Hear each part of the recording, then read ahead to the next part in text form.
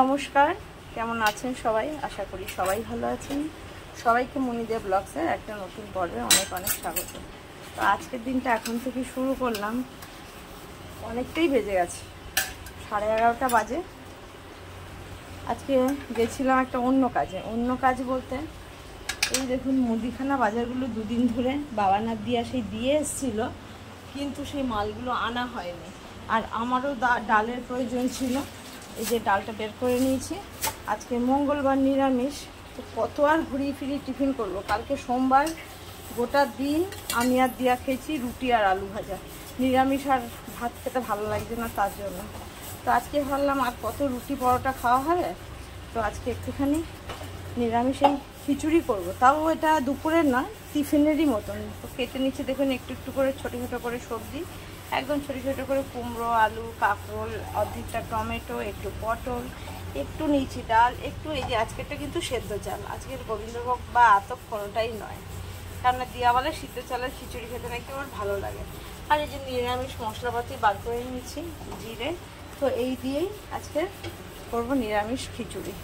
তো ঝটপট এটা করে নিই, দেখানোর মতন কোনো ব্যাপার নেই। তো সারাদিন সাথে থাকুন, কিছু কিছু মুহূর্ত আপনাদের সামনে তুলে ধরবো।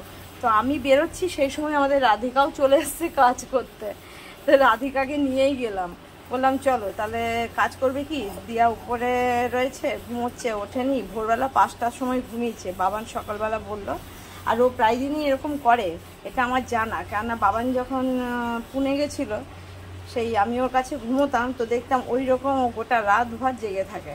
তো ওই জন্য রাধিকাকে আমি এক একদিন বলি, উঠে গিয়ে উপরে আওয়াজ করো না, আস্তে আস্তে করে কাজ করো, কেননা ও ঘুমোচ্ছে, পুচকু ঘুমোচ্ছে, থাক, তারপর তো আবার গোটা দিন জেগেই কাটাবে।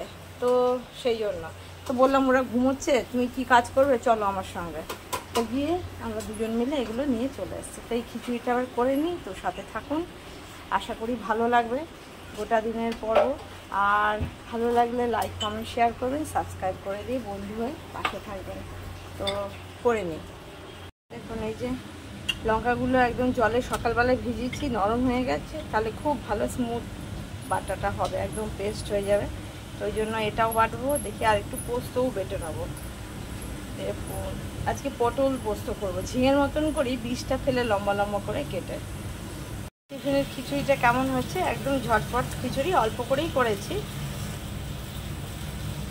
তো টিফিনে এরকম নিরামিষের দিনে ভালোও লাগে খেতে, খারাপ লাগে না। এমনিও বৃষ্টির সিজন তো চলছেই, বৃষ্টি তো হচ্ছেই রোজ, তো বেশ ভালোই লাগে খেতে। খিচুড়ি শুধু কি দিয়ে খাওয়া হবে, আজকে তো আর ডিম এসব খাওয়া যাবে না, নিরামিষ মঙ্গলবার বলে। তা ওই একটুখানি গোল গোল করে একটুখানি আলু ভেজে নিচ্ছে। এই আলুটা ভেজে নিই, তাহলে ওটা দিয়ে খেতে ভালো লাগবে। আর খাওয়ার সময় ওর মধ্যে একটুখানি ঘি ছড়িয়ে নেব, তাহলেই হবে। তো এরকম টিফিনে খিচুড়ি কে কে খান, পুজোতে তো হয়ই। নিয়েছি এবার এই আলু আর এই কুঁদুরি, এটা ভাজবো। তো এটা ভাজার জন্য আগে একটুখানি পাঁচফোড়ন দিয়ে দেবো, আজকে তো নিরামিষ, পেঁয়াজও দেওয়া যাবে না। একটু পাঁচফোড়ন বের করে নিই, ওটাই দেবো। একটুখানি পাঁচফোড়নেই ফোড়ন দিই, পেঁয়াজ না দিলেও চলবে, সেই জন্য। আর এই আলু আর কাঁচা লঙ্কা দেবো, এতেই ভালো লাগে খেতে। কুঁদুরি ভাজা কালো জিরে, পাঁচফোড়ন, আর অন্য দিনে একটু পেঁয়াজ দিয়ে সব রকমই ভালো লাগে। তো এটাও ভেজে নিই। কুঁদুরিটাও লাল করে ভাজা হয়ে গেছে, আমাদের টিফিনও খাওয়া হয়ে গেছে। দেখুন আর এই একটুখানি আছে, একটুখানি সাইড করলে একদম এইটুকু। আমি খেয়েও নিচ্ছি আলু ভাজা দিয়ে। আর আজকে নিরামিষের মতো করবো। দেখুন পটলগুলো কেটেছি, বেশ বড় বড় পটল, কিন্তু কোথাও দেখুন এর বীজ নেই, সব বীজগুলো ফেলে দিয়েছি। যেমনি ঝিঙে পোস্ত হয়, ঝিঙে আলু পোস্ত, সেরকমই ঝিঙে আলু পোস্ত করব।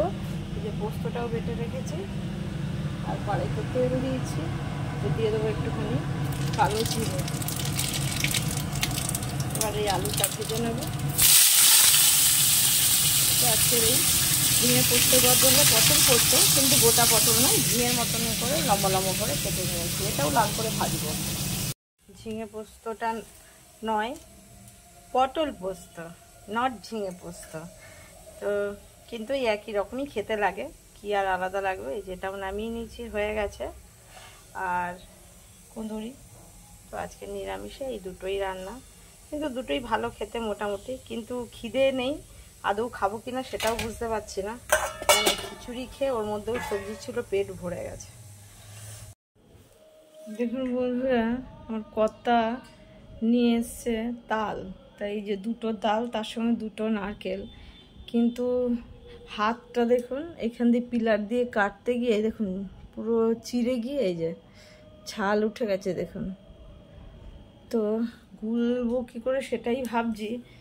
তারপর আবার তার মেখে বড়া, তো এই দুটো তাল আগে ছাড়িয়ে ভালো করে এর ইয়েটা কাইটা বার করে নিই।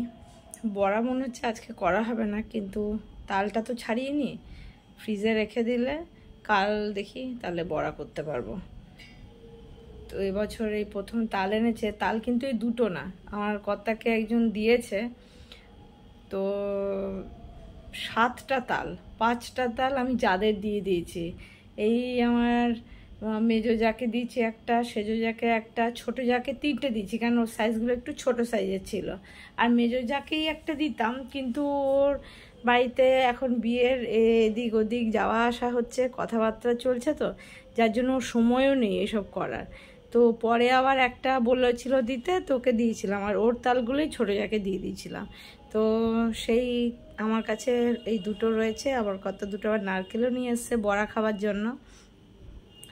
তো কথাতেই আছে, তাল তো সবাই দিতে পারে, তেলটা এবার কে দেবে? এর সঙ্গে তেল চাই, আটা ময়দা চাই, সবই তো চাই, চিনি চাই। তো এটা তো মজার কথা। তো যাই হোক, এই দুটো তাল এখন ছাড়িয়ে নিই, তারপরে জানি না বড়া আজকে করতে পারবো কি না। পারলে তো করব, না পারলে থাকবে, পরে আবার একদিনকে করব আর কি। কালটাল যদি করতে পারি, সময় পাই তো করব। আগে ছাড়িয়ে নিই। তো তাল ছাড়াতে তো এক এক সময় এক এক রকমভাবে করি, আর এক একজন এক একভাবেই ছাড়ায়। তো এবছর ভাবলাম যে এই ঝুড়িতে না ছাড়িয়ে এই দেখুন এইটার মধ্যে ভাবছি ঘষবো। এটার মধ্যে এই যে এটার মধ্যে রেখে ঘষলে একদম আঁশটাশ আর কিছু ভেতরে পড়বেও না, আর ছাকতেও মানে আর ছাড়াতেও হবে না আঁশ। একবারে এটার মধ্যে দেখি ঘষলে হবে কিনা, আমি কখনো করিনি, তো ভাবলাম এবছর করে দেখি। নাহলে তো ঝুড়ি টুড়িতে করাই হয়, বা এই যে কি বলে লম্বা যে বড় পিলার আছে, পিলারের মধ্যেও করা যায়। তো ছাড়িয়ে নিই আগে। আর আগেকার দিনের মানুষ এসবেও ঘষতো, প্লাস হাতেও এমনি জল দিয়ে দিয়ে ইয়ে করেও ঘষতো। তো আমি এটার মধ্যেই ঘষে ছাড়িয়ে নেবো। তো ধুয়ে নিই ভালো করে, ছাড়িয়ে আঁশগুলো ছাড়িয়ে নিই, আর খোসাগুলো ছাড়িয়ে নিই, তারপরে রসটা বার করে নেবো। তালগুলো ভালো করে এই যে ছাড়িয়ে একদম খোসা ফেলে রেডি করে নিয়েছি। এবার এর মধ্যে ঘষে এর রসটা বার করে নেবো। তো ঘষে ছাড়িয়ে নিয়ে এগুলো তালগুলো এই ঘরে নিয়ে এসেছি, কেননা তাহলে টিভি দেখতে দেখতে করা যাবে। তো এগুলো আগে একটু এই যে এইভাবে পিটিয়ে পিটিয়ে না নিলে নরম হবে না, একটু এরকম করে করে পিটিয়ে নিলে নরম হলে তাহলে রসটা ভালো বেরোবে।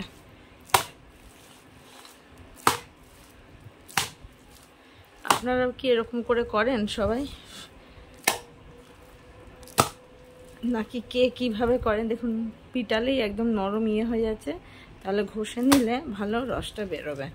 তো এইভাবে করে নিচ্ছি, তারপরে ঘষে নেবো এটার মধ্যে। আর এদিকে টিভিটাও দেখা যাবে, সেই জন্য নিয়ে এসেছি এই ঘরে। তো দেখুন এর মধ্যে যে ঘষে নিয়েছি তার এই দেখুন সুন্দর এর বেরোচ্ছে, তার মানে ভালোই হয়েছে। এবছর আবার আশপাশ কিছুই ব্যবস্থা করতে লাগবে না। তো এরকম করেই এটার মধ্যে ঘষে নিচ্ছে। একদম এত সুন্দর পাকা, যে কালার দেখুন একদম, আর এর কাইটা যে বেরোচ্ছে দেখুন কালারটা, আর এই এত কালো তাল না মিষ্টি হয় খুব ভালো। দাঁড়ান এই দেখুন সুন্দর একদম ডিপ কালার, আর একদম কালো মিশমিশে ছিল, দারুণ মিষ্টি হবে একদম। কি সুন্দর একদম জল ছাড়া, দেখুন একদম ঘন। তালের কাইটা বার করে নিয়েছি, দেখা যাক এরপরে কি করি। তো দেখি ভেবে চিনতে, এখনও নারকেলটা তাহলে ছাড়াতে হবে, কোড়াতে হবে, অনেকটা কুচো করতে হবে, অনেক কিছু ব্যাপার। তো দেখা যাক কি করি। এই যে তালটার বড়া করে নেব, এপাশে নিয়ে নিয়েছি চালের গুঁড়ো, এপাশে ময়দা নিয়েছি, চিনি, আর এই যে নারকেল একদম কুচি কুচি করে কেটে নিয়েছি। মুখে একটু একটু পড়লে ভালো লাগবে, কুড়িয়ে আর দিইনি, পুরোটাই এরকম করে দিলাম। তো এবার একটু সময় মেখে না রাখলে এই যে চিনিটা দিয়েছি, তো এই চিনিটা তার লেগে গেছে, তো গলবে না, তো বড়াটাও ভালো হবে না। তো এটা মেখে কিছুক্ষণ রেখে দেব, তারপরে ভাজবো। এই সুন্দর করে এটাকে মেখে নিচ্ছি, একটু শক্ত করে মাখবো, তার কারণ হচ্ছে যেই এটা রেখে দেবো চিনিটা গলে নাহলে নরম হয়ে যাবে, তো ভাজতে তখন ভালো হবে না। তো ওর জন্য একটু সময় মেখে এটা রেখে দেবো, একটু শক্ত করেই মাখবো, পরে নরম হয়ে যাবে। সুন্দর করে মেখে নিয়েছি, একটু সময় থাক, তারপরে ভেজে নেব। আর শোনার আওয়াজ পাচ্ছেন, ওই ঘরে গান শুনছে। গান না শুনলে কিছুই হবে না, খাওয়া দাওয়া কিচ্ছু হবে না। আবার একটু ভালো করে মেখে নিলাম চিনিটা গলিয়ে নেবার জন্য। তো চিনিটা গলে গেছে, ভালো করে এই যে মেখে নিয়েছি। এদিকে তেলটাও গরম হয়ে গেছে। তো এবার একটা একটা করে এর মধ্যে দিয়ে দেবো।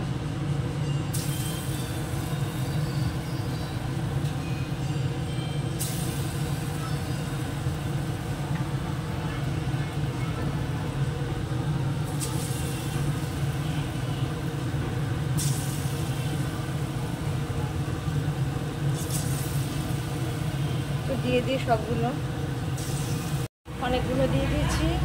আবার মাঝখানেরগুলো আগে যেগুলো দিয়েছি ওগুলো লাল হয়ে গেছে, এবার সবগুলোই আস্তে আস্তে উল্টে দেবো। এখন এই কটা ভেজে তুলে নিয়েছি, আর দেখুন ধরে দেখাবো, একদম নরম, পুরো পুরো একদম ফাঁপা হয়ে গেছে। এই যে এবার আবার এর মধ্যে দিয়ে দিই।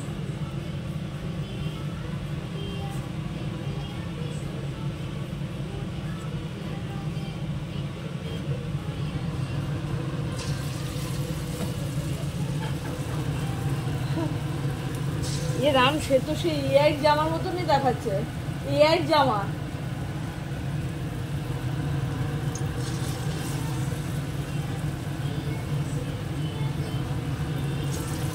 এখন পুরো কড়াইটা ভরে অনেকগুলো দিয়ে দিচ্ছি একবারে, আরও এখনও দুবার দিলে হয়ে যাবে।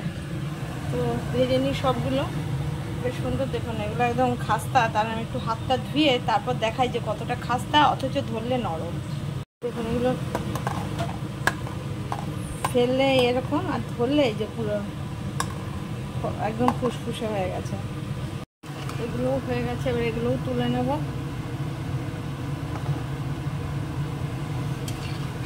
এখনো কার কার বাড়িতে তালের বড়া খাওয়া হয়েছে জানাবেন, কমেন্ট করে জানাবেন যে হ্যাঁ তালের বড়া এখনো মানে অনেকেরই খাওয়া হয়ে গেছে কি না হয়নি। জন্মাষ্টমীর দিন আশা তো আছে, ইচ্ছে আছে করব, তো আগেই হয়ে গেল করা, আনা ছিল বলে হয়ে গেল। তো সবাইকে আজকের মতন পর্বটা এখানেই শেষ করব। সবাই সুস্থ থাকবেন, ভালো থাকবেন, দেখা হবে আবার একটা নতুন পর্বে। ভালো লাগলে লাইক কমেন্ট শেয়ার করবেন, আর ভিডিওগুলো কেমন লাগছে অবশ্যই কিন্তু কমেন্ট করে জানাবেন। তো ভালো লাগলে একটা সাবস্ক্রাইব করে দিয়ে বন্ধু হয়ে পাশে থাকবেন।